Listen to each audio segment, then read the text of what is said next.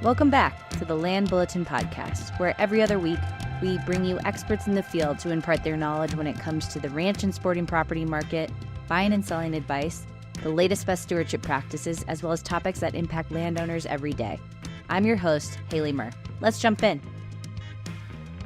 Hey, welcome back to the Land Bulletin podcast. I'm Haley Murr, and today we're having a previous guest on the show, Josh Coursey of the Muley Fanatic Foundation, to just check in with Muley Fanatic Foundation, see if there's new things that have been happening, and then to congratulate you on your new board position at Wyoming Stock Growers. So, without further ado, welcome Josh back to the podcast. Yeah, thanks, Haley. It's great to be here. Appreciate the kind word. Yeah, of course. We were looking at our kind of most listened to podcast last year, and you were definitely a fan favorite. So we were like, let's check back in with these guys and see what's Wow. going on. So No, very, very humbling. Yeah, thanks for saying that. No, of yeah, course. things are good. This is a very busy time of year for us with our chapter efforts, and then the big event that we produce with the Wyoming Game and Fish Department called Mule Deer Days. That'll be coming up here next week, March 21st, 22nd, and 23rd. So it's a heavy lift to try to do that in the same time frame as all of our chapter events that are going on. So it's 100 miles an hour, burning the candle at both ends right now. Well, tell me a little bit about that event. What does that entail that you guys are getting ready for?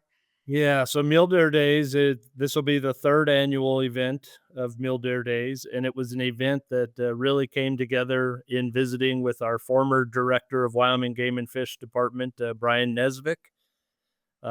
It was an event that was designed, or the impetus of it was to be a statewide mule deer conservation event, but really beyond the state, to poll regionally. We've had a lot of participation and visitors that come from Utah, Colorado, Idaho, Nebraska. Wyoming, being as small demographics as it has in its population base, doesn't have the big sportsman type expos that some of the other states to our south and to our west have. And so this was an opportunity that we thought we could put on an event in Wyoming that could grow. We knew that it was probably going to take 5 years to get it dialed in, but each year it gets a little bit better, and we feel like it's reaching what its benchmark was. And it's different than other sportsmen's expos. There's certainly that variable that you would recognize with any other sportsman type show. We have a lot of vendors. All of our vendors our spaces are full on that. It's a free event to the public. But then there are other activities within the event. There's a Kuyu Deer Camp dinner Friday night. There's a banquet casino night on Saturday night. There's a life member only gathering on Saturday afternoon. But then throughout, in addition to the vendor show, there are kid activities that the Game and Fish does through their Inspire a Kid initiative that really promote the need for our hunting heritage. And then there are educational seminars all 3 days, every hour on the hour, from field experts within their fields, whether it's science and research or updates from the Game and Fish with chronic wasting disease. The vendors that we have, many of them are taking on seminars. So yeah, it's just a huge event. And really, if someone is interested or wants more information, we have a website specific to that event in addition to our organizational website, muleyfanatic.org. There is a website, muledeerdays.org, where folks can go and kind of see the lineup, learn what the activities look like and the schedule of such. So, And who are some of your favorite partners that you're working with on something like that? Because I know you guys are all about, protecting the habitat and the mule deer in general. But, what scientists, who are some of these other people that are kind of helping with connecting the sports world to this?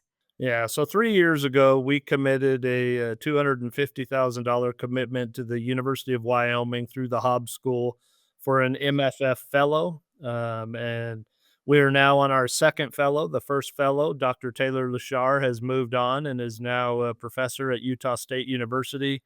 But her replacement in this new fellow program is a scientist by the name of Rebecca Rafferty, who is working on her PhD in the Wyoming range, which is truly a national treasure. It's an iconic deer herd in western Wyoming, and So, the Monty shop has been a strong partner of ours from the University of Wyoming for a very long time.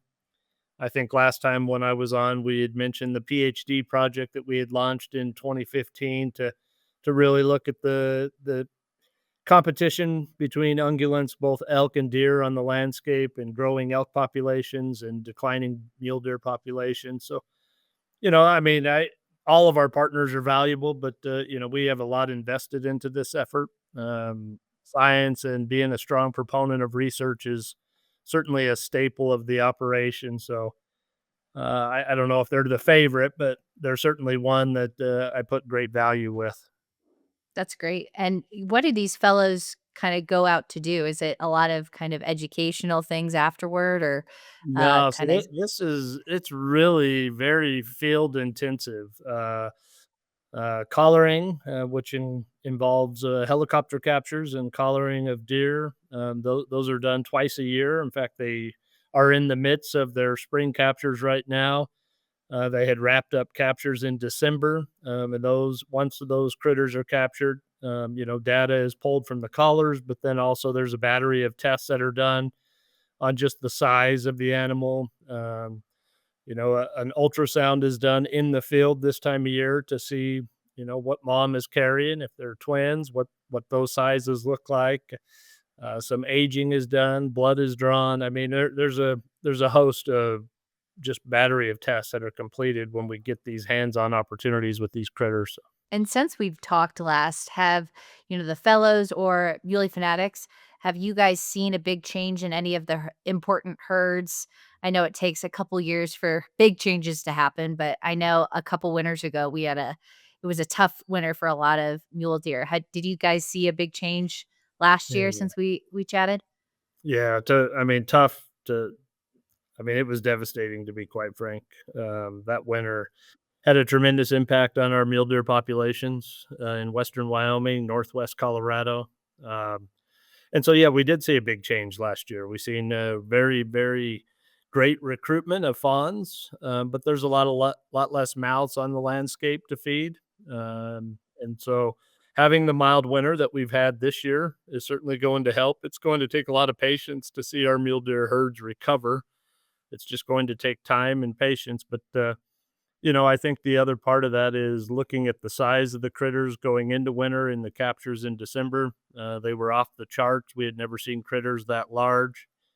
And so when you look at body mass index, you really have to wrap your head around the idea that, deer carry their fat like it's fuel tank. And so when you have deer going into winter with that much reserve to be able to withstand what mother nature might persist, it speaks volumes for their recovery, knowing that the trajectory is at least pointed in the right direction. But mule deer numbers are still, way below objective, and there's a lot of work to be done. I think the other part, in addition to how they withstand and navigate winter conditions, I think the other part of the research that is so important is looking at the vegetation index in the summer, looking at where we've had terrible fire seasons last year, being able to mobilize and know that it's very important that we get ahead of the cheatgrass.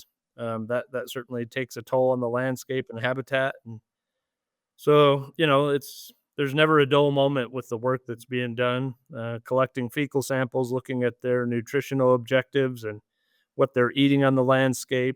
And then, I think the bigger picture, the 30,000-foot view, is the movement of these critters and being able to identify where would key wildlife crossings be placed to help maintain migration corridor connectivity. So, That's awesome. And what were some of the big initiatives that you guys were focused on this past year? yeah, so wildlife crossings is, it's a very expensive effort. It takes a lot of Mhm. stakeholders, a lot of partners, but they will break ground this late spring, early summer on a wildlife crossing that will be in southwestern Wyoming, south of Kimmer. And that project includes 5 underpasses and one overpass. It's almost a $40 million project. And again, there's a ton of partners involved with this, but we're very excited to see this project come to fruition. It will be a difference maker that you can quantify day one. That's amazing. And for those listening who might not be as familiar with wildlife crossings, what kind of creates a need for a wildlife crossing? Like, what do you guys look for? What are biologists looking for where it's like, okay, this is where we need to have it, for the listeners who are like, I've seen those before, but why there? Yeah, so when you think about wildlife crossings, I think it's easiest to probably put your head in a place where you think of building an obstruction or a road between your kitchen and your living room, and that's really the essence of what wildlife crossings provide is being able to allow migrating ungulates like mule deer that need to transition from winter range to summer range or summer range to winter range, doing that twice a year. And of course, there's a motorist safety component built into that. Mhm. In Wyoming alone, short of 10,000 deer are hit on the highways and byways annually. And that's a significant number, but the motorist safety component, certainly, I think from the Wyoming Department of Transportation as a state agency, I think that's priority one for them. But then being able to work with a partner like the Wyoming Game and Fish Department, there's a wildlife resource component as well. And so seeing those efforts come together and collaborate to be able to do good things is certainly something that's real easy to get behind for us. That's great. And looking forward into, this next year, it sounds like you guys have a new podcast that you're working on. You connected with the Wyoming Stock Growers Land Trust. I'd love to know about kind of what you guys are working on now. Yeah, so we launched a podcast called Wild Things and Wild Places July 4th of 2023. So we're almost 2 years into this now. And that's something that I host on a weekly basis. Episodes come out every Tuesday. And doing a podcast, that can be a heavy lift when you have a new episode expected every Tuesday and just the scheduling and worthwhile content that would keep folks not only interested but also engaged to the activities of the organization. So that continues to go well. I thought at some point we might reach a stalemate of finding good content, and I've never run into that yet, which is great. It's always nice to be able to bring folks on that can visit about what they're doing to benefit mule deer, furthering the sport of hunting. And then, as the podcast name indicates, Wild Things and Wild Places is very broad and really broad for a reason. So we can talk about those special places that are near and dear to our heart. So, yeah, the podcast is going good. The Wyoming Stock Growers Land Trust, and as you mentioned, I just recently was appointed to that board. I'm very excited about that. When you think about Stock Growers Land Trust, you tend to think of the ranching communities and our working landscapes. But I have found very early on in my effort in working with the Stock Growers Land Trust that these folks certainly they care about working landscapes. We know how important those wide open spaces are, and being able to have that heritage of what makes living in a place like Wyoming so blessed and so fortunate. But conservation easements, they're very important when you can also kind of take that step back and look how important these wide open landscapes are and the benefit not only for the ag production that we certainly need, but also for our wildlife resources. And Wyoming is unique in that 50% of Wyoming is privately owned, and the other 50% is owned by public from across the United States, Forest Service and BLM lands. But those privately owned landscapes provide critical habitat for our deer, whether it's in winter range or summer range. And so there is no greater partner in my mind than being able to have solid relationships with private landowners, knowing that their habitat is beyond the need for their ag production, but also for those that also inhabit those landscapes throughout the year. And so I'm very excited about the opportunity. I have a lot to learn, and I've gone into this with the idea to do a lot of listening, a lot of learning, a lot of understanding, and then be able to offer up where assistance might be needed that would be within the wheelhouse of what I could bring to the table. So No, I feel like you bring a great perspective. I've, had the pleasure of knowing a couple of board members on the Wyoming Stock Growers, and it seems that they do a really good job of getting a lot of different types of perspectives that have to do with kind of Wyoming at large and protecting these open spaces that mean so much to, from a sportsman to a rancher to a wildlife biologist, it's kind of the full foray. And have you worked with Marissa with some of the migratory projects that are happening in Wyoming? I know she was a big part of that before. Yeah, so I've had an opportunity to work with Marissa now for a little over a year, which has been great, which quite frankly probably opened the door for the opportunity to be able to be asked to serve on the Wyoming Stock Growers Land Trust Board. But just recognizing that, migration corridors, when they first started to make some headlines a number of years ago before Governor Gordon had signed the executive order, and prior to even Secretary Zinke at the time with his executive order coming from the secretary's office during Trump 45, there was a lot of misinformation regarding migration corridors when you start talking about the identification of them, because a line on the map, certainly as a private landowner, starts to make one wonder about potential consequences that will come with such designations and identifications. And really, I think the way Wyoming has approached it has been spot on. It's how do we work together, recognizing this information to be able to not step on private property rights, but to be able to offer up tools in the toolbox that will help maintain these corridors voluntarily. And I think when you talk about wildlife friendly fence conversions, that's certainly any obstacle that could potentially interrupt or disrupt corridor connectivity. You have to offer up remedies or mitigating efforts to be able to get past those. And landowners, I think they recognize it, and I think the way the approach has been made, I think there's buy-in from everybody at the table to know that this is something we need to be doing, and it's the right thing to do. And so, That's great. And can you tell me a little bit more? You said that that was kind of a recent thing that occurred with Trump 45 and selecting those. I wasn't sure. Is that at a state level, or was the Fed level coming in and kind of looking at that?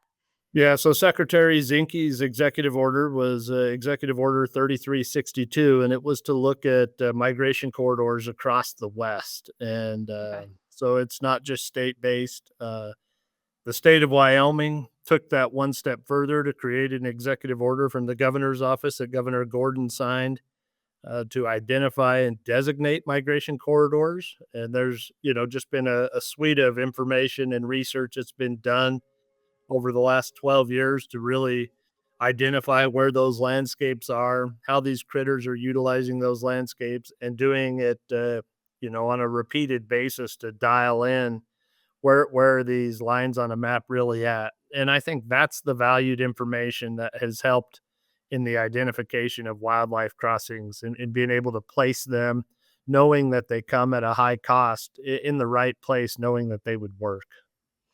And do those kind of designations impact, industries like I know there's a lot of power lines being put across the West. There's a lot of different, people are moving out west to these rural communities that people used to not have as many people there. Is this impacting some of those industries too once these are designated? I don't know that impacting is maybe the right way to look at that, Haley. I think that certainly there are land use plans that are in play from, for example, the BLM, and I think those resource management plans that are being revised, being updated. I think right away, and looking at what right away looks like, I think there probably is some connection there. But I think when you look at wildlife crossings in general, I think that the folks that are making those efforts to put forth those plans and those drafts, that's a public process, and they're looking for the science. And I think that's how this has come to fruition, is that we have the data to support that. And so I think it's been an easy lift in that regard in the engineering and design of such. I would love to talk to now seasonality. I feel like this is an important time of year for hunters in the recreational space. There was I know there's what was it, an elk hunt raffle coming up with you all. Is this kind of the time that people need to apply for tags and be ready for next year? Have we passed that? I myself am not a hunter, so I'm not as familiar with the important dates, but I know this is a important season for all of that. Yeah, I mean, those that, love hunting, it's a year-round thing. Yeah, there is that period of time, where folks need to get their applications in, and a lot of information and study goes into those efforts. Of course, in the day and age in which we live, being able to look at draw odds, being able to look at changes that are occurring within those specific hunt unit or hunt areas. Those are always fluent and flexible to what the resource can afford. So I think folks are paying attention to that. But yes, the offer that we have with the Wyoming Stock Growers Land Trust, there's two offers, and really this is the culmination of understanding what the need for the Wyoming Stock Grower Land Trust was, the capacity or the limited capacity in which they have to be able to facilitate the work that they're doing. That is a very, very efficient operation, but it is maxed to the limit in what their responsibilities are, beyond their limit, quite frankly. And so there is some time that is needed that would certainly be beneficial to be expedited by being able to have more capacity. And that takes a team of folks and a staff of willing people that are qualified and capable to be able to move forward in those areas. Conservation easements just don't happen overnight. There's a lot of work Yeah. behind the scenes that occurs. And so the idea was actually Marissa's idea, was to see if there was a partnership that could be had with our organization, the Muley Fanatic Foundation, to benefit the Stock Growers Land Trust, knowing that we've been such a strong proponent of conservation easements and wide open spaces. And so, I guess the short of it is that there are two opportunities. They're available to resident or non-resident, makes no difference. One is a raffle, and Jared, we work closely with Jared on the opportunity that's tied to the raffle, and that is an elk hunt. Essentially, the raffle allows the winner, because we needed to figure out a way to guarantee or ensure that they would be able to draw a license, and that's not always easy for non-residents. And so the only way around that is if we could be awarded a commissioner's license that could be paired with this hunt. And so we approached the game commission in April of 2025, or excuse me, 2024, to kind of just showcase the idea, knowing that we had a lot of work to do to get it dialed in to what the details would include. And then we went back to the commission in Saratoga in November of 24 with what we thought was a final product that we were happy to be able to say, this is what it would look like.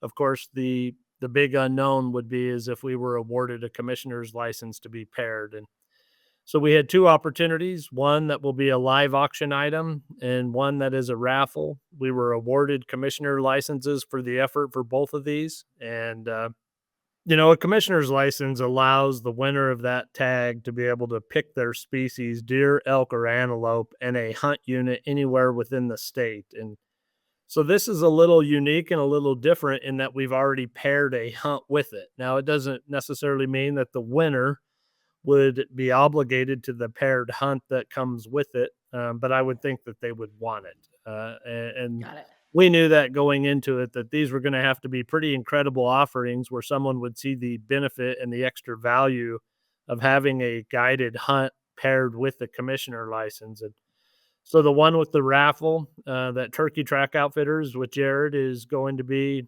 given away on, that'll be given away noon on Sunday, March 23rd.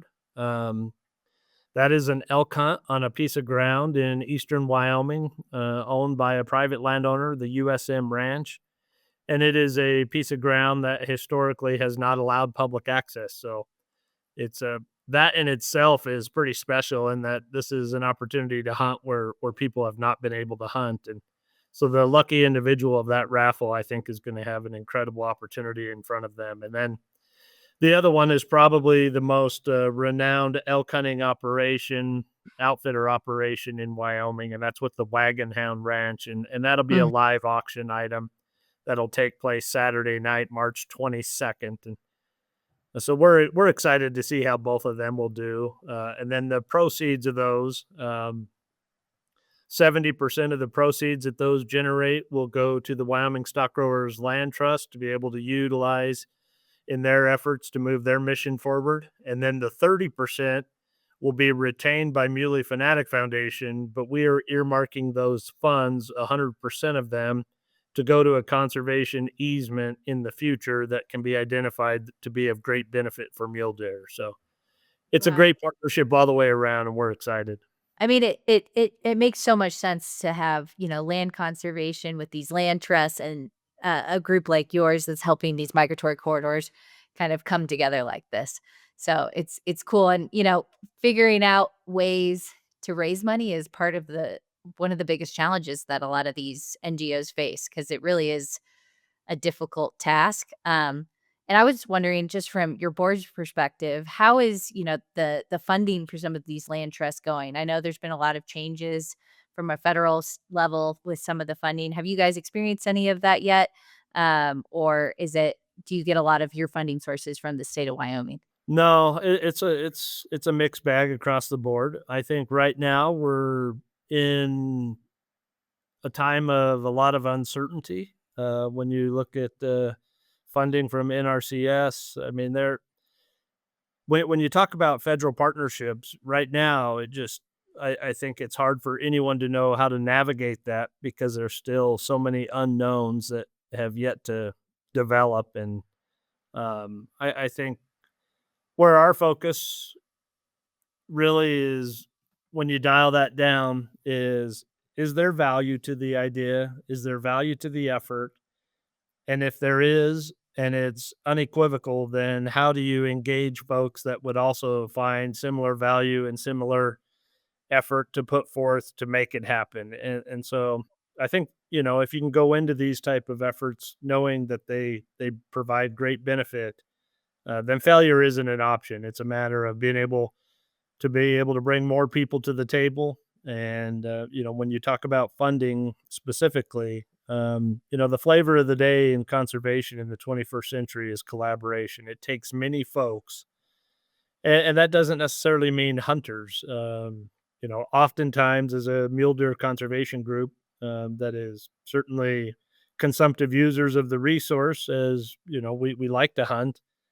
Conservation is beyond hunting. It's a species first effort, and that doesn't necessarily have to be the take of the resource. It could just be folks that enjoy seeing wildlife and knowing that their experience when enjoyed outside is enhanced by being able to see wildlife. And so, I always try to make it real clear that, conservation is not necessarily about hunting. Hunting is just one of many tools within the toolbox for managing our wildlife populations, but conservation is certainly bigger than that.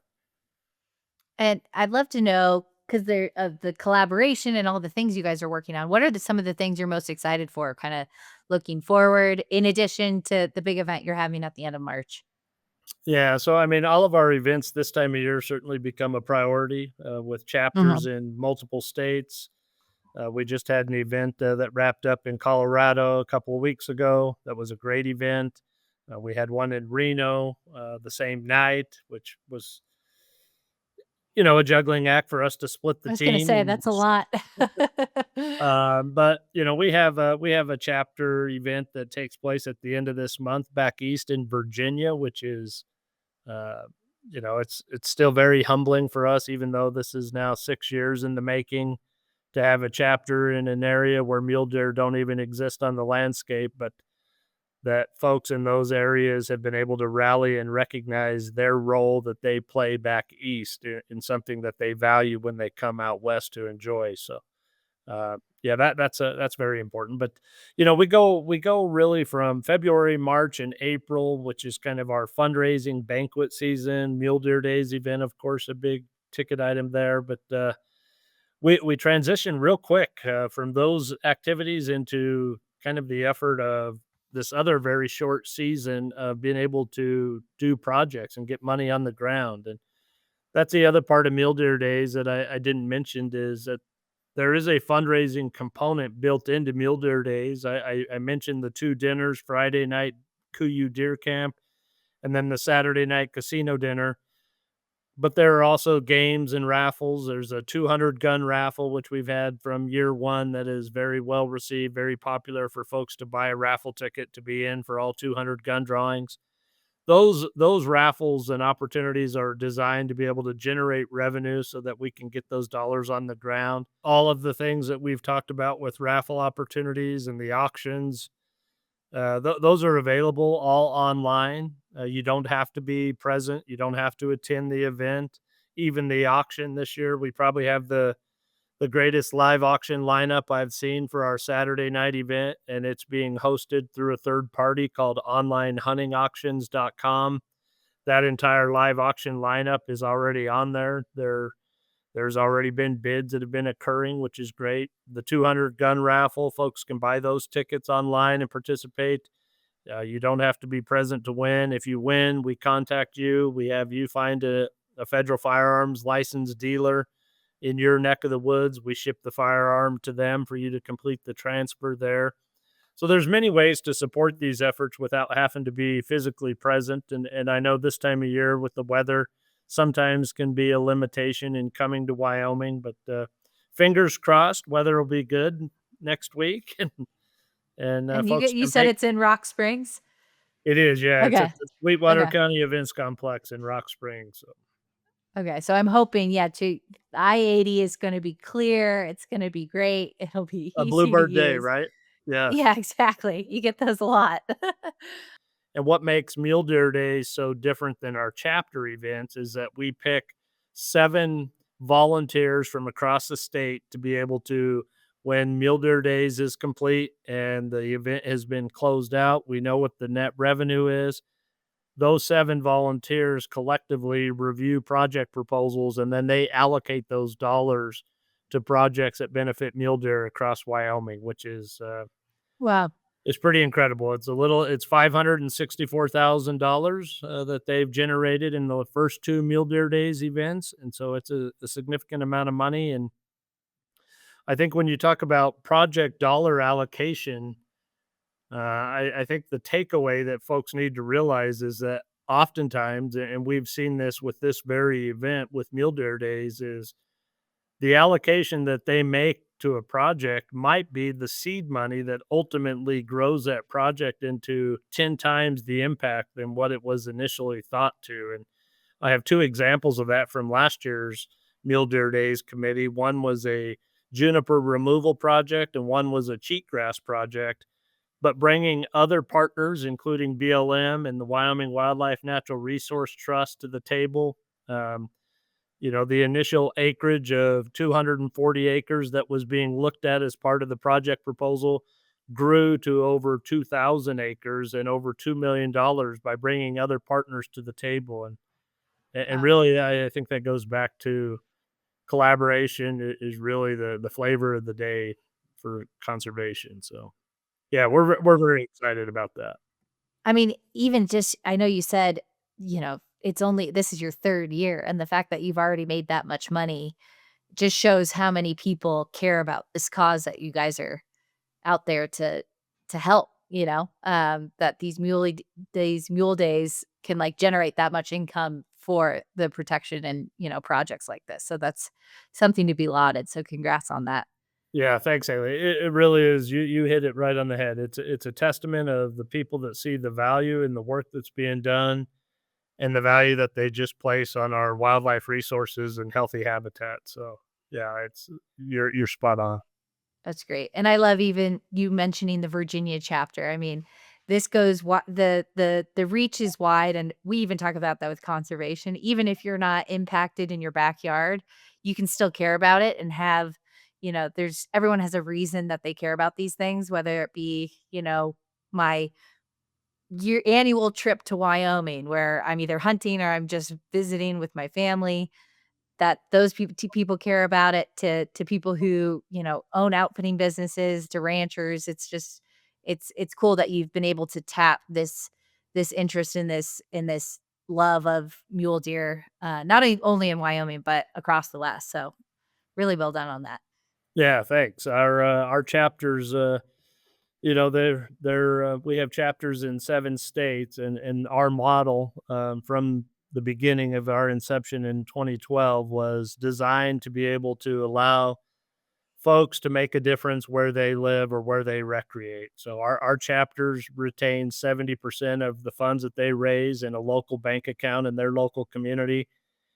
And the big charge for them is not just raising the money, but then finding volunteers within their area or folks that attend their event, to allocate those dollars to worthwhile projects where they live. And our Colorado effort has certainly been, they've been with us since the beginning. They started with us in 2012, and they have generated a ton of revenue, and they have put those dollars on the ground, and that's exciting. So, Well, I really appreciate, Josh, the continued friendship, and congratulations again on becoming a part of the board at Wyoming Stock Growers. I love all those people up there. And thank you again for all you do, not only for Wyoming, but for the mule deer population of the West.